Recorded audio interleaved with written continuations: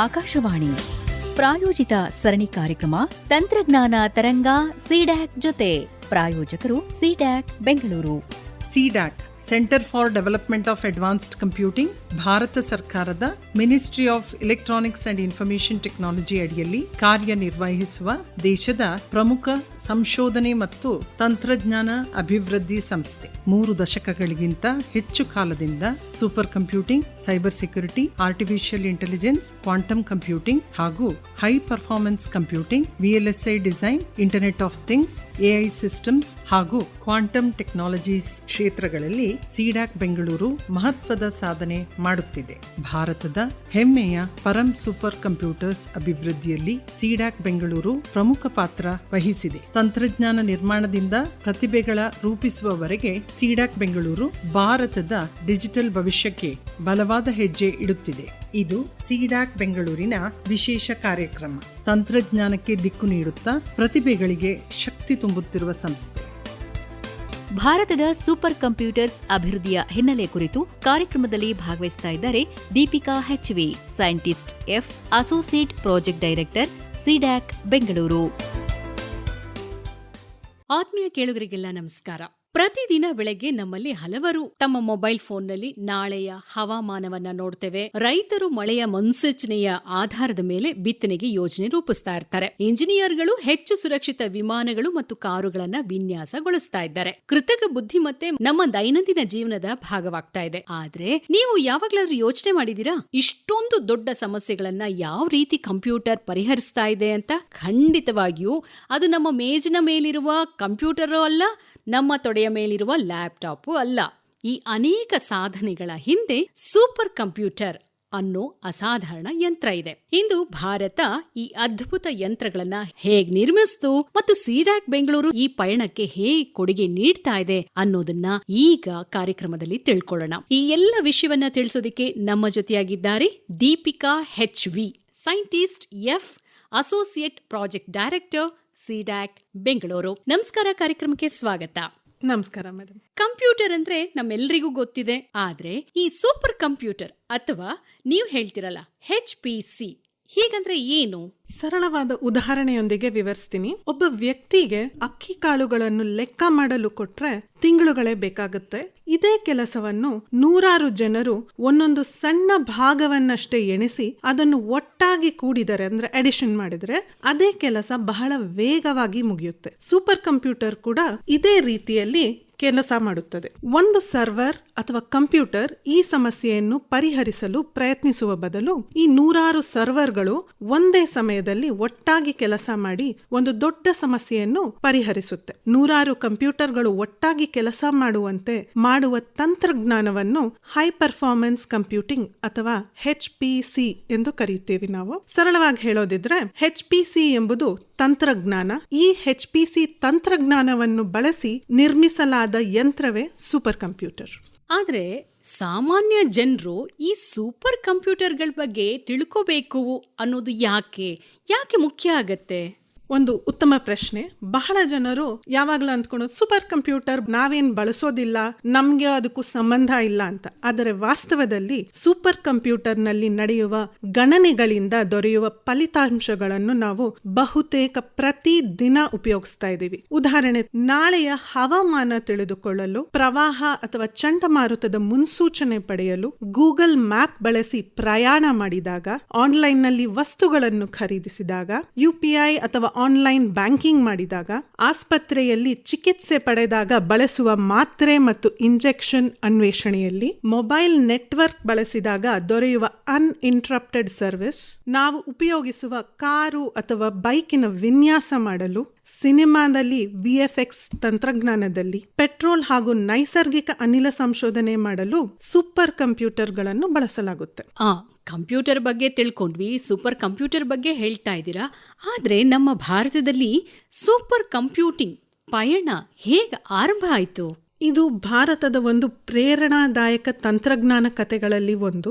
80ರ ದಶಕದ ಕೊನೆಯಲ್ಲಿ ಭಾರತವು ವಿಶ್ವದ ಅತ್ಯಂತ ವೇಗದ ಸೂಪರ್ ಕಂಪ್ಯೂಟರ್ ಒಂದನ್ನು ಖರೀದಿಸಲು ಬಯಸಿತ್ತು. ತಂತ್ರಜ್ಞಾನ ನಿಷೇಧದ ಕಾಯ್ದೆ ಅಡಿಯಲ್ಲಿ ಈ ಸೂಪರ್ ಕಂಪ್ಯೂಟರ್ ಅನ್ನು ಭಾರತಕ್ಕೆ ಮಾರಲು ನಿರಾಕರಿಸಲಾಯಿತು. ಇದನ್ನು ಒಂದು ಹಿನ್ನಡೆಯಾಗಿ ನೋಡುವ ಬದಲು ಭಾರತ ಅದನ್ನು ಒಂದು ಅವಕಾಶವಾಗಿ ಕಂಡಿತು. ಸರ್ಕಾರವು ನಾವು ಸೂಪರ್ ಕಂಪ್ಯೂಟರ್ ಅನ್ನು ಖರೀದಿಸಲು ಸಾಧ್ಯವಾಗದಿದ್ದರೆ ನಾವೇ ಅದನ್ನು ನಿರ್ಮಿಸೋಣ ಎನ್ನುವ ನಿರ್ಧಾರಕ್ಕೆ ಬಂತು. ಈ ರಾಷ್ಟ್ರೀಯ ಮಿಷನ್ಗೆ ನೇತೃತ್ವ ವಹಿಸಿದ್ದ ಮತ್ತು ನಂತರ ಸಿಡ್ಯಾಕ್ನ ಮೊದಲ ಮಹಾನಿರ್ದೇಶಕರಾದ ಡಾಕ್ಟರ್ ವಿಜಯ್ ಪಿ ಭಟ್ಕರ್ ಅವರು ಆ ದಿನಗಳ ಒಂದು ಸ್ವಾರಸ್ಯಕರ ಘಟನೆಯನ್ನು ಒಂದು ಸಂದರ್ಶನದಲ್ಲಿ ಹಂಚಿಕೊಂಡಿದ್ದಾರೆ. ಅದನ್ನು ನಿಮ್ಮೊಂದಿಗೆ ನಾನು ಹಂಚಿಕೊಳ್ಳಲು ಇಷ್ಟಪಡ್ತೇನೆ.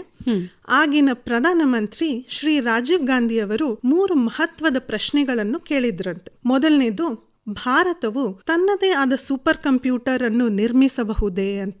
ಅದಕ್ಕೆ ಡಾಕ್ಟರ್ ಭಟ್ಕರ್ ಅವರು ಉತ್ತರಿಸಿದ್ದು, ಹೌದು, ನಮಗೆ ಸಾಧ್ಯ. ನಂತರದ ಪ್ರಶ್ನೆ, ಇದಕ್ಕೆ ಎಷ್ಟು ವೆಚ್ಚವಾಗುತ್ತದೆ ಅಂತ ಕೇಳಿದ್ರಂತೆ. ಅದಕ್ಕೆ ಉತ್ತರವಾಗಿ, ಒಂದು ಸೂಪರ್ ಕಂಪ್ಯೂಟರ್ ಆಮದು ಮಾಡಿಕೊಳ್ಳಲು ಆಗುವ ವೆಚ್ಚದಲ್ಲಿ ನಾವು ಸೂಪರ್ ಕಂಪ್ಯೂಟರ್ನ ಇಲ್ಲೇ ನಿರ್ಮಾಣ ಮಾಡ್ತೀವಿ ಅಂತ. ಅದು ಸರಿ ಸುಮಾರು 30 ಕೋಟಿಗಳ ಕಾಸ್ಟ್ ಬೀಳ್ತಾ ಇತ್ತು ಆ ಸಮಯದಲ್ಲಿ. ಕೊನೆಯದಾಗಿ ಅವರು ಕೇಳಿದ್ದು, ಇದಕ್ಕೆ ಎಷ್ಟು ಸಮಯ ಬೇಕಾಗುತ್ತದೆ ಅಂತ. ಅದಕ್ಕೆ ಡಾಕ್ಟರ್ ಭಟ್ಕರ್ ಅವರು ಹೇಳಿದ್ದು, ಒಂದನ್ನು ಖರೀದಿಸಿ ಆಮದು ಮಾಡಿಕೊಳ್ಳಲು ಎಷ್ಟು ಸಮಯ ಬೇಕಾಗುತ್ತದೋ ಅಷ್ಟೇ ಸಮಯದಲ್ಲಿ ನಾವು ಇಲ್ಲಿ ನಿರ್ಮಿಸಿ ತೋರಿಸ್ತೀವಿ ಅಂತ. ಅದು ಸರಿ ಸುಮಾರು ಕಾಲ ಸಮಯದಲ್ಲಿ 3 ವರ್ಷಗಳು ತೆಗೆದುಕೊಳ್ತಿತ್ತು. ಇದರೊಂದಿಗೆ 1988ರಲ್ಲಿ ಸಿಡ್ಯಾಕ್ ಸ್ಥಾಪನೆಯಾಯಿತು. 2 ವರ್ಷಗಳ ನಂತರ ಭಾರತ ತನ್ನ ಮೊದಲ ಸ್ವದೇಶಿ ಸೂಪರ್ ಕಂಪ್ಯೂಟರ್ ಪರಂ 8000 ಅನ್ನು ಅಭಿವೃದ್ಧಿಪಡಿಸಿತ್ತು. 1990ರ ಜ್ಯೂರಿಕ್ ಸೂಪರ್ ಕಂಪ್ಯೂಟಿಂಗ್ ಪ್ರದರ್ಶನದಲ್ಲಿ ಭಾಗವಹಿಸಿ ಅಲ್ಲಿನ ಎಲ್ಲಾ ಯಂತ್ರಗಳ ಮಧ್ಯದಲ್ಲಿ ವೇಗದ ವಿಚಾರದಲ್ಲಿ 2ನೇ ಸ್ಥಾನವನ್ನು ಪಡೆಯಿತು. ಈ ವಿಶೇಷ ಬಳಕೆಯ ತಂತ್ರಜ್ಞಾನ ನಿರ್ಮಿಸಿ ಭಾರತ ವಿಶ್ವಮಟ್ಟದಲ್ಲಿ ತನ್ನ ಸಾಮರ್ಥ್ಯವನ್ನು ಸಾಬೀತುಪಡಿಸಿತ್ತು. ನಿಜಕ್ಕೂ ರೋಚಕವಾದ ಕಥೆ. ನಮ್ಮ ಶ್ರೋತೃಗಳಿಗೆ ತುಂಬಾ ಖುಷಿಯಾಗತ್ತೆ ಅನ್ಸುತ್ತೆ. ಯಾಕೆಂದ್ರೆ ಸಿಡ್ಯಾಕ್ ಯಾವಾಗ ಸ್ಥಾಪನೆ ಆಯ್ತು ಅನ್ನೋದು ಈ ಕಾರ್ಯಕ್ರಮದ ಮೂಲಕ ತಿಳ್ಕೊಂಡ್ರು. 1988ರಿಂದ ಸಿಡ್ಯಾಕ್ ತನ್ನ ಕೆಲಸವನ್ನ ಮಾಡ್ತಾ ಇದೆ. ಹಾಗಾದ್ರೆ ಸೂಪರ್ ಕಂಪ್ಯೂಟರ್ ಉತ್ಪಾದನೆಯಂತೂ ಆರಂಭ ಆಯ್ತು ಅನ್ನೋದು ಗೊತ್ತಾಯ್ತು.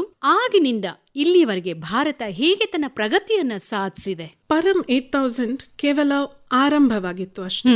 ಅದು ಪ್ರತಿ ಸೆಕೆಂಡಿಗೆ 1 ಬಿಲಿಯನ್ ಲೆಕ್ಕಾಚಾರಗಳನ್ನು ಮಾಡಬಲ್ಲ ಸಾಮರ್ಥ್ಯ ಹೊಂದಿತ್ತು. ಹೀಗೆ ಪ್ರತಿಯೊಂದು ಸೂಪರ್ ಕಂಪ್ಯೂಟರ್ ಅದರ ಹಿಂದಿನ ಸೂಪರ್ ಕಂಪ್ಯೂಟರ್ಗಿಂತ ಹೆಚ್ಚು ವೇಗವಾಗಿ ಲೆಕ್ಕಾಚಾರಗಳನ್ನು ಮಾಡುವ ಸಾಮರ್ಥ್ಯ ಬೆಳೆಸಿಕೊಳ್ತಾ ಬಂತು. ಪರಂ 8000 ಆದ್ಮೇಲೆ ಪರಂ 10,000 ಬಂತು. ಅದಾದ್ಮೇಲೆ ಪರಂ ಪದ್ಮ. ಈ ಪರಂ ಪದ್ಮ 1 ಸೆಕೆಂಡಿಗೆ 1 ಟ್ರಿಲಿಯನ್ ಲೆಕ್ಕಾಚಾರಗಳನ್ನು ಮಾಡುವ ಸಾಮರ್ಥ್ಯ ಇತ್ತು. ಹೀಗೆ ಮುಂದುವರಿದು ಪರಂ ಯುವ 2 ಬಂತು.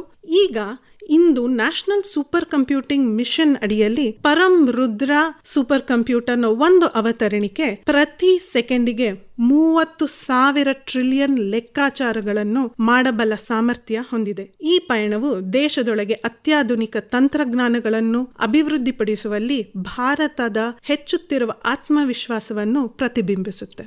ಖಂಡಿತ ನಿಜ. ತುಂಬಾ ಹೆಮ್ಮೆ ಅನ್ಸತ್ತೆ ಇದನ್ನೆಲ್ಲ ಕೇಳುವಾಗ. ಇನ್ನು ಸಿಡ್ಯಾಕ್ ಬೆಂಗಳೂರು ಕೇಂದ್ರ HPCಯಲ್ಲಿ ನಿಖರವಾದ ಕೊಡುಗೆಯನ್ನ ಏನ್ ನೀಡ್ತಾ ಇದೆ? ಬಹಳ ಜನರು ಸೂಪರ್ ಕಂಪ್ಯೂಟರ್ ಎಂದರೆ ಕೇವಲ ಶಕ್ತಿಶಾಲಿ ಹಾರ್ಡ್ವೇರ್ ಎಂದು ಭಾವಿಸುತ್ತಾರೆ. ಆದರೆ ಹಾರ್ಡ್ವೇರ್ ಮಾತ್ರ ಸಮಸ್ಯೆಗಳನ್ನು ಪರಿಹರಿಸಲು ಸಾಧ್ಯವಿಲ್ಲ. ಪರಿಣಿತ ಸಂಗೀತಗಾರರ ಒಂದು ವಾದ್ಯ ವೃಂದ ಅಂದ್ರೆ ಆರ್ಕೆಸ್ಟ್ರಾ ನಿಮ್ಮ ಹತ್ತಿರ ಇದೆ ಅಥವಾ ನಿಮ್ಮ ಬಳಿ ಇದೆ ಎಂದು ಕಲ್ಪಿಸಿಕೊಳ್ಳಿ. ಆದರೆ ಇವರೆಲ್ಲರೂ ಸೇರಿ ಸಂಗೀತವನ್ನು ನುಡಿಸಲು ಒಬ್ಬ ನಿರ್ವಾಹಕ ಅಥವಾ ಕಂಡಕ್ಟರ್ ಬೇಕಾಗ್ತಾರೆ. ಇವರು ಇಲ್ಲದಿದ್ದರೆ ಸಂಗೀತವು ಲಯ ತಾಳ ತಪ್ಪಿ ಕರ್ಕಶವಾದ ಸಂಗೀತ ಮೂಡುವ ಸಾಧ್ಯತೆ ಇರುತ್ತೆ. ಇದೇ ರೀತಿಯಲ್ಲಿ ಒಂದು ಸೂಪರ್ ಕಂಪ್ಯೂಟರ್ ನಲ್ಲಿ ಅನೇಕ ಸರ್ವರ್ಗಳಿರುತ್ತವೆ.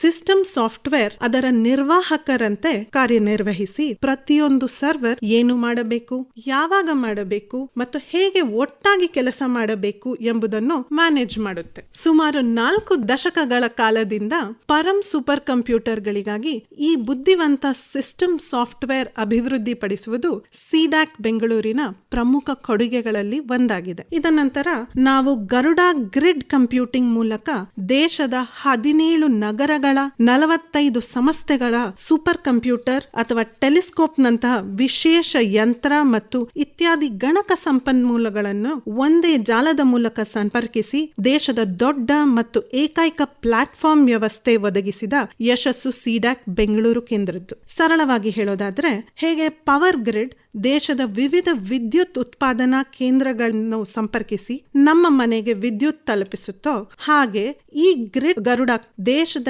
ಎಲ್ಲಾ ಗಣಕ ಸಂಪನ್ಮೂಲಗಳನ್ನು ಒಟ್ಟಾಗಿಸುವ ಒಂದು ಪ್ಲಾಟ್ಫಾರ್ಮ್. ಇಂದಿಗೆ ನಾವು ನ್ಯಾಷನಲ್ ಸೂಪರ್ ಕಂಪ್ಯೂಟಿಂಗ್ ಮಿಷನ್ ಅಡಿಯಲ್ಲಿ ಸಾಫ್ಟ್ವೇರ್ ಸ್ಟ್ಯಾಕ್ ಜೊತೆಗೆ ಸ್ವದೇಶಿ ಸರ್ವರ್ಗಳಿಗೆ ಪ್ರೊಸೆಸರ್ ಚಿಪ್ ತಂತ್ರಜ್ಞಾನಗಳ ಅಭಿವೃದ್ಧಿಯ ಕಡೆಗೆ ನಾವು ಗಮನ ಕೊಡ್ತಾ ಇದ್ದೀವಿ ಹಾಗೂ ಅದನ್ನ ಡೆವಲಪ್ ಮಾಡ್ತಾ ಇದ್ದೀವಿ. ಒಟ್ಟಾರೆಯಾಗಿ ಇವತ್ತಿನ ಕಾರ್ಯಕ್ರಮದಲ್ಲಿ ಸಿಡ್ಯಾಕ್ ಬೆಂಗಳೂರು ಏನೆಲ್ಲ ಕಾರ್ಯಕ್ರಮಗಳನ್ನ ಮಾಡ್ತಾ ಇದೆ, ಏನೆಲ್ಲ ಕೊಡುಗೆಗಳನ್ನ ನೀಡ್ತಾ ಇದೆ ಅನ್ನೋದನ್ನ ನೀವು ತುಂಬಾ ಚೆನ್ನಾಗಿ ತಿಳಿಸಿದ್ರಿ. ಸಮಯ ಏನೋ ಆಗ್ತಾ ಇದೆ, ಆದ್ರೆ ತಿಳ್ಕೊಬೇಕಾಗಿರುವಂತ ಮಾಹಿತಿ ಮತ್ತಷ್ಟು ಮಗದಷ್ಟು ಇದೆ. ಹಾಗಾಗಿ ಮುಂದಿನ ವಾರ ಮತ್ತೆ ಈ ಕಾರ್ಯಕ್ರಮದಲ್ಲಿ ಮತ್ತಷ್ಟು ಮಾಹಿತಿಯನ್ನ ನಿಮಗಾಗಿ ತರ್ತೀವಿ. ಅಲ್ಲಿವರೆಗೂ ಕೇಳ್ತಾ ಇರಿ ತಂತ್ರಜ್ಞಾನ ತರಂಗ ಸಿಡ್ಯಾಕ್ ಜೊತೆ. ಇನ್ನು ಮಾಹಿತಿ ನೀಡಿದ ನಮ್ಮ ದೀಪಿಕಾ HV ಅವರಿಗೆ ಧನ್ಯವಾದಗಳು. ನಮಸ್ಕಾರ. ಭಾರತದ ಸೂಪರ್ ಕಂಪ್ಯೂಟರ್ಸ್ ಅಭಿವೃದ್ಧಿಯ ಹಿನ್ನೆಲೆ ಕುರಿತಾಗಿ ಇದುವರೆಗೂ ಕಾರ್ಯಕ್ರಮದಲ್ಲಿ ಭಾಗವಹಿಸಿದ್ದವರು Deepika HV, scientist F, associate project director CDAC Bengaluru. ಇವರೊಂದಿಗೆ ನಿರ್ಮಲಾ S. ತಂತ್ರಜ್ಞಾನ ತರಂಗ ಸಿಡ್ಯಾಕ್ ಜೊತೆ ಈ ಜರ್ನಿಯಲ್ಲಿ ನಮ್ಮ ಜೊತೆ ಸೇರಿಕೊಳ್ಳಿ. ಕಲಿಯಲು ಆಸಕ್ತಿ ಹೊಂದಿರುವ ವಿದ್ಯಾರ್ಥಿಗಳು ಸಿಡ್ಯಾಕ್ ಬೆಂಗಳೂರಿಗೆ ಬಂದು ಕಲಿಯಬಹುದು. ಪ್ರತಿಭಾವಂತರು ನಮ್ಮ ಸಂಸ್ಥೆಗೆ ಅರ್ಜಿ ಸಲ್ಲಿಸಿ ಸೇರಬಹುದು. ನೀವು www.cdac.in ನಲ್ಲಿ ಅರ್ಜಿ ಸಲ್ಲಿಸಬಹುದು. ಹಾಗೆಯೇ ಸ್ಟಾರ್ಟ್ಅಪ್ಗಳು, ಸಾಫ್ಟ್ವೇರ್ ಕಂಪನಿಗಳು ಮತ್ತು ವಿದ್ಯಾಸಂಸ್ಥೆಗಳು ಸಂಶೋಧನೆ ಹಾಗೂ ವಿವಿಧ ಚಟುವಟಿಕೆಗಳಲ್ಲಿ ಸಿಡ್ಯಾಕ್ ಬೆಂಗಳೂರಿನೊಂದಿಗೆ ಭಾಗವಹಿಸಬಹುದು. ಇದರ ಜೊತೆಗೆ ACTS advanced computing training school ಮೂಲಕ ಭವಿಷ್ಯದ ತಂತ್ರಜ್ಞಾನ ತಜ್ಞರನ್ನು ರೂಪಿಸಲಾಗುತ್ತಿದೆ. ಸಿಡ್ಯಾಕ್ ಬೆಂಗಳೂರಿನ ಪ್ರಮುಖ post graduate certificate programs, PG certificate program in advanced computing, PG certificate program in embedded systems design, PG certificate program in big data analytics, PG certificate program in IT infrastructure systems and security, PG certificate program in artificial intelligence. ಈ ಕೋರ್ಸ್ಗಳಿಗೆ placement support ಅನ್ನು ಕೊಡಲಾಗುತ್ತದೆ. ಹಾಗೂ high performance computing, machine learning ಮತ್ತು cyber security ಕ್ಷೇತ್ರಗಳಲ್ಲಿ advanced course ಕೂಡ ಲಭ್ಯವಿದೆ. Practical learning, ಕೈಗಾರಿಕಾ ಅವಶ್ಯಕತೆಗಳಿಗೆ ಹೊಂದಾಣಿಕೆ ಹಾಗೂ ಉತ್ತಮ ಉದ್ಯೋಗಾವಕಾಶಗಳ ಮೂಲಕ ACTS ಸಾವಿರಾರು ವಿದ್ಯಾರ್ಥಿಗಳ ಭವಿಷ್ಯ ರೂಪಿಸುತ್ತಿದೆ. ನಿಮ್ಮ ಪ್ರಶ್ನೆಗಳನ್ನು ಈ ಇಮೇಲ್ ಐಡಿಗೆ ಕಳುಹಿಸಿ tp-blr@cdac.in ಅಥವಾ ಈ ನಂಬರ್ಗೆ ವಾಟ್ಸ್ಆಪ್ ಮಾಡಿ 8050555639. ನಿಮ್ಮ ಪ್ರಶ್ನೆಗಳು ನಿಮಗೆ ಮಾತ್ರ ಅಲ್ಲ, ಬೇರೆಯವರಿಗೂ ಉಪಯೋಗವಾಗಬಹುದು.